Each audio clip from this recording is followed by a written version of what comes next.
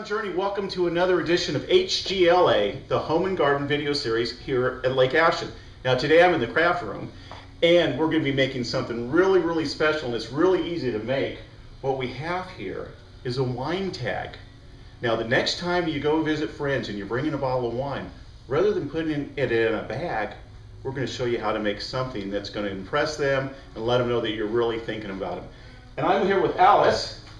Alice is going to be leading the craft class here today, and she's going to show us how easy it is to make it. We'll be right back to show you. Well, we're back here with Alice, and she's going to show us the materials and supplies that we need to put this project together. What do we need, Alice? Okay, what you're going to need is you're going to need 2 contrasting papers, choice of colors on your own, and we're going to need a framelit cutting die that we will use with a big shot machine for the embellishment. You're going to need a stamp of choice, preferably floral, and some leaves. And after you've stamped them, you will cut them out. You're going to need adhesive in the form of glue snail works best. Dimensionals that you're going to use to raise the stamped image off the paper. An embellishment such as rhinestones. You're going to need glue dots, which you can get at any craft store. All of this is available at craft stores, to attach the embellishment, the rhinestones. Also, you're going to need a few punches. The first punch will give you this design for the hang tag. You'll also use a corner punch to round the corners. And this punch will produce the label that we use to put the sentiment on the card, on the tag.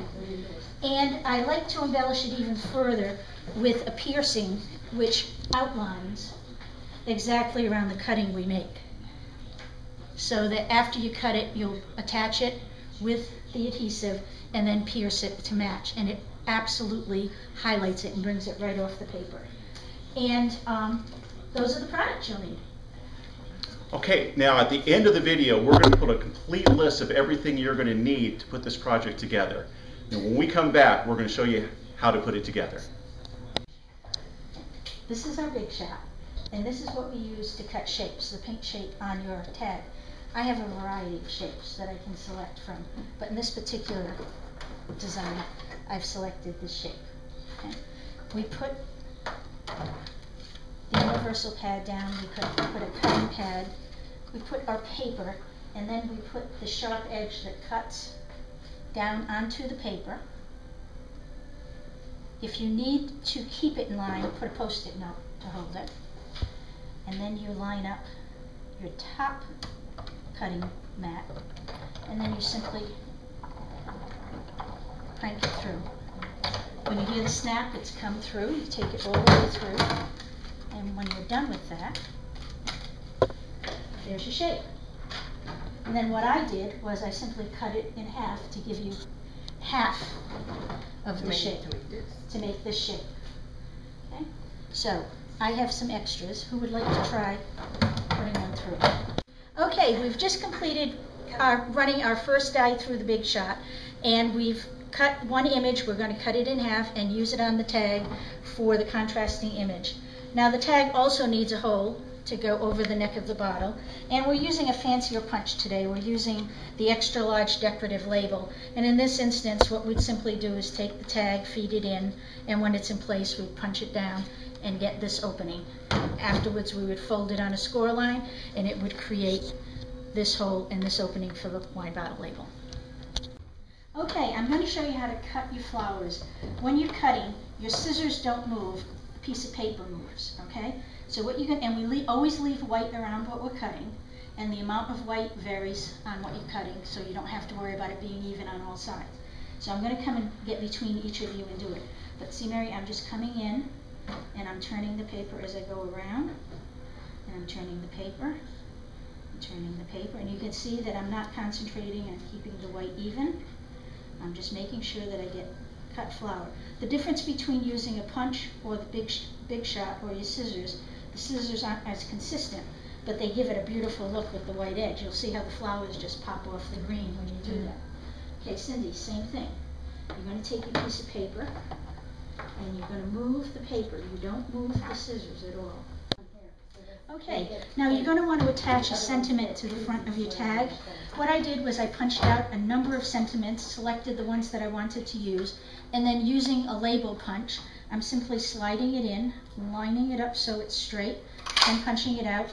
And this will be attached to the label in place with dimensionals, which will give it a little height off the paper.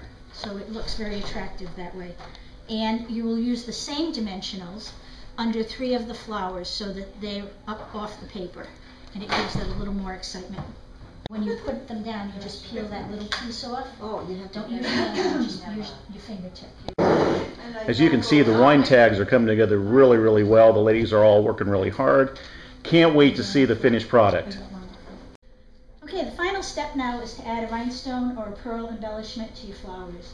I would suggest that when you pick them, you pick 3 different sizes. You have 4 flowers, so one of them is going to be double, but don't put them all the same size. You want different sizes. What you're going to do is peel it off the pack of embellishments, and you're going to take what are called mini glue dots. You barely see them.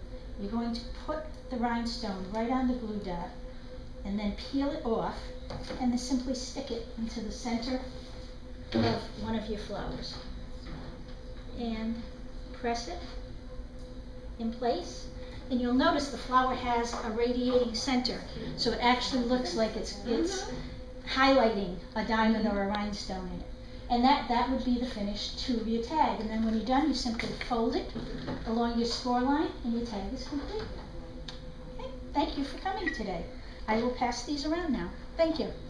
Well, there you have it, an absolutely gorgeous wine tag. Your friends are really going to be impressed the next time you show up with a bottle of wine with one of these around it. Well, I hope you really enjoyed it, and we really want to thank Alice. She made making a wine tag so easy. Stay tuned next week for another edition of HGLA.